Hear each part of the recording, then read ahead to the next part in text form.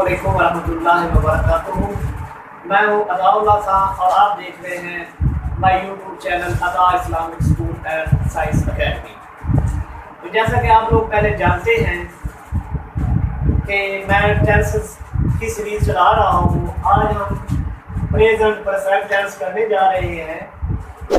तो ये टेंस आगे करने से पहले मैं आप लोगों को बताना चाहूँगा कि कुछ बच्चे इंग्लिश के हवाले से, इंग्लिश ग्रामर के हवाले से काफ़ी कन्फ्यूजन का शिकार होते हैं। तो उनके लिए मेरा पैगाम यही है कि आप अता इस्लामिक स्कूल को ज्वाइन करेंगे, सब्सक्राइब करेंगे तो इंशाअल्लाह बाफ़ज़ल खुदा टेंस के हवाले से आपको दुश्वारी नहीं होगी। इस टेंस को मैं डिटेल में नहीं बताऊंगा क्योंकि जो फर्स्ट टेंस है प्रेजेंट इंडेफिनिट टेंस, वहाँ मैंने कंसेप्चुअल जो गुफ्तगू की है जिसमें जो भी बच्चा है फर्स्ट टाइम भी आ रहा है तो उनके कंसेप्ट भी इंशाअल्लाह बाफ़ज़ल खुदा क्लियर हो जाएंगे। तो आप लोगों को अगर इस टेंस की समझ ना है तो आपने मेरा पहली वीडियो वो लाजमी देखनी है। इंशाअल्लाह बाफ़ज़ल खुदा आप लोगों को समझ आ जाएगी। तो यहाँ भी आपको अच्छी खासी समझ आएगी, कुछ ऐसा मसला नहीं है, बिल्कुल आएगी।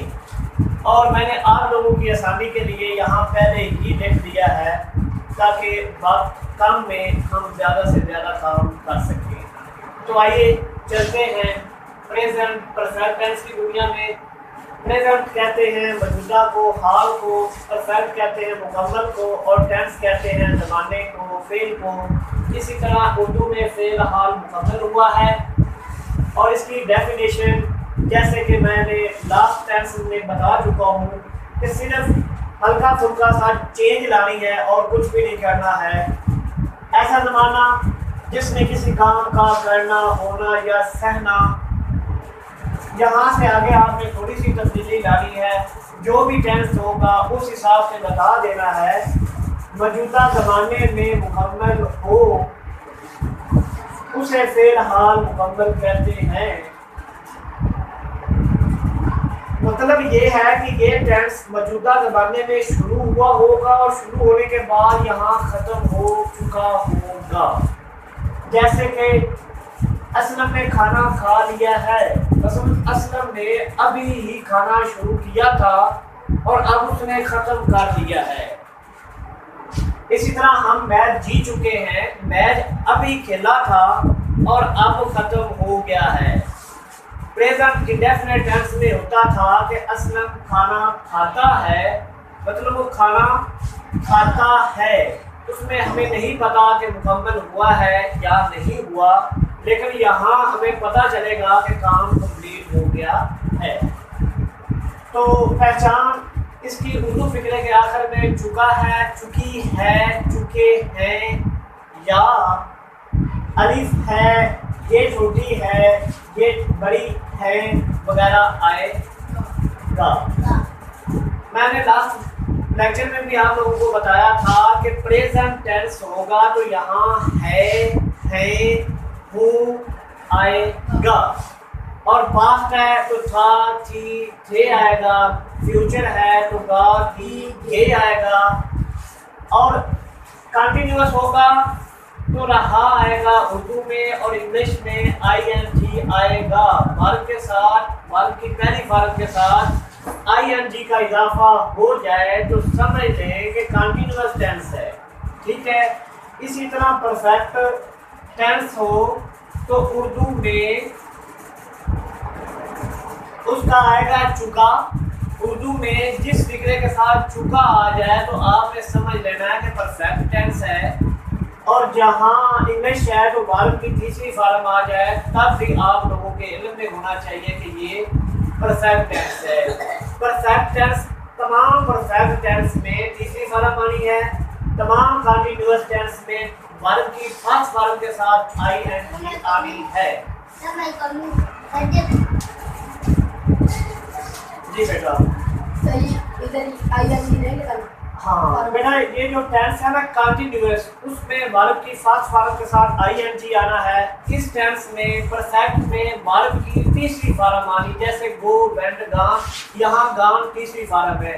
और मैं लास्ट लेक्चर में बता चुका हूँ। तो present sorry past indefinite tense में ही वर्ब की दूसरी फॉर्म आनी है और किसी टेंस में दूसरी फॉर्म नहीं आनी। लेकिन यहाँ जो परफेक्ट है, प्रेजेंट परफेक्ट हो, पास्ट परफेक्ट हो, फ्यूचर परफेक्ट हो, परफेक्ट हो तो तीसरी फॉर्म आएगी।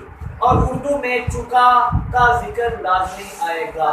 अगर प्रेजेंट होगा तो है आएगा, पास्ट है तो चुका था आएगा, अगर फ्यूचर होगा तो चुका होगा आ जाएगा। बस यही फर्क है। तो अब मैं बेटा चलता हूँ मस्बत फिक्रात बनाने का तरीके की तरफ। इन्हें असर्टिव भी कहते हैं और पॉजिटिव भी कहते हैं, ये दोनों ही सेम है। 19-20 का फर्क है, वो इंशाल्लाह मैं नेक्स्ट वीडियो में आप लोगों को कुछ बताऊंगा। तो पॉजिटिव सेंटेंस में सबसे पहले सब्जेक्ट करना है। इसकी जो हेल्पिंग वर्ब है, वर्ब को हेल्प करने वाले हैं वो हैज और हैव है। और फिर वर्ब की तीसरी फॉर्म आनी और फिर ऑब्जेक्ट आ जाना है। तो अब सवाल ये पैदा होता है कि हैव कहाँ आना है, हैव कहाँ आना है। तो बेटा जी ही, शी, इट या वाहिद नाम आए तो उसके साथ आपने हैव का इस्तेमाल करना है। बकिया जो भी सब्जेक्ट आ जाए, सब्जेक्ट का मतलब फाइल है और इस बारे में मैं आप लोगों को डिटेल में बता चुका हूँ पहले टेंस में। तो बकिया के साथ आप लोगों ने हैव लगा देना है और कोई उलझन या परेशानी लेने की जरूरत नहीं है। सर जी पिछले टेंस में आपने बताया था कि वो ही, शी, इट के साथ आई के साथ वो बात आया था, क्या उन्होंने क्या था? बेटा ठीक है, आपने सवाल ठीक किया है। बेटा ये असूल है कि कुछ लास्ट टेंस में जो वो था पास्ट कंटिन्यूअस टेंस, उसमें रूल ये है कि ही, शी, इट या वाहिद नाम और आई के साथ वाज आना है, बकिया के साथ वाज आना है। जैसे कि आई हुई के साथ फ्यूचर में शैल आना है, बकिया के साथ विल आना है। हर टेंस का अपना अपना रूल है और कुछ रूल इनके मिलते जुलते हैं जो मैं आप लोगों को भी बता भी रहा हूँ और नेक्स्ट भी बताता रहूँगा। जी तो आगे चलते हैं। असलम ने खाना खा लिया है, तो सबसे पहले असलम सब्जेक्ट है, खाना ऑब्जेक्ट है और खा लिया वर्ब है। तो असलम हैज वह चीज़ है, हैज आया। ईट की जगह पर ईट, एट, ईटन आया। और फूड लगा लें या मील लगा लें, कोई फर्क नहीं पड़ने वाला। ठीक है, इसी तरह बाकी आप लोगों ने फिक्रात बनाने हैं। आगे है मनफी फिक्रात बनाने का तरीका, नेगेटिव सेंटेंस। तो इसमें जहाँ हैव है और हैव है वहाँ नॉट का इस्तेमाल कर देना है और कुछ भी नहीं करना। बकिया सब चीज़ें सेम टू सेम हैं। जैसे कि उन्होंने इनामात हासिल नहीं किए हैं, दे और दे के साथ हमने हैव लगाना है, क्योंकि अगर ही, शी, इट या वह नाम होता तो तब हैव लगाना था। अब वो नहीं है तो हमने हैव लगा दिया है। They have not just got got the prizes, उन्होंने इनामात हासिल नहीं किए। इसी तरह ये सवाल बकिया करने हैं और आपने प्रैक्टिस के तौर पर 10 फिक्रात करने हैं, लेकिन अगर मज़ीद टाइम थोड़ा हो तो फिर 5 फिक्रात लाजमी करने हैं। Practice makes a man perfect. जब तक आप लोग प्रैक्टिस नहीं करेंगे ये परफेक्ट नहीं होगा, कि आपको अच्छी तरह से नहीं आएगा। और मैं लास्ट वीडियो में ये भी बता चुका हूँ कि ये याद करने के बाद आपने दोस्तों को समझाएं, जिनको नहीं आता उनको भी समझाएं, अगर आता है फिर भी समझाएं। समझाने से आपको अच्छी तरह से याद हो जाएगा। तो सवालिया फिक्रात में हैज और हैव को फिक्रे के शुरू में लेके आ जाना है।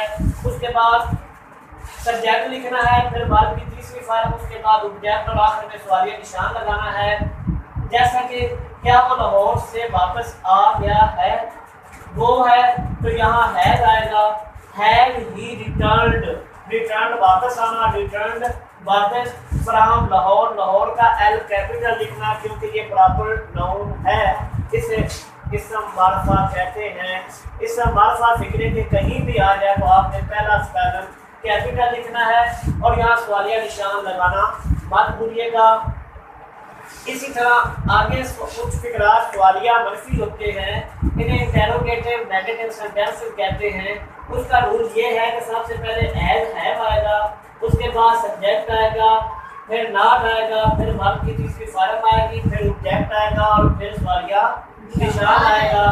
जैसा कि क्या मैं अता इस्लामिक स्कूल में नहीं जा चुका हूँ, तो मैं के साथ हैव आना have I not, go went गान, जाने की अंग्रेजी है गो, और यहाँ तीसरी फॉर्म आ गई है गान, तो गान टू अता इस्लामिक स्कूल।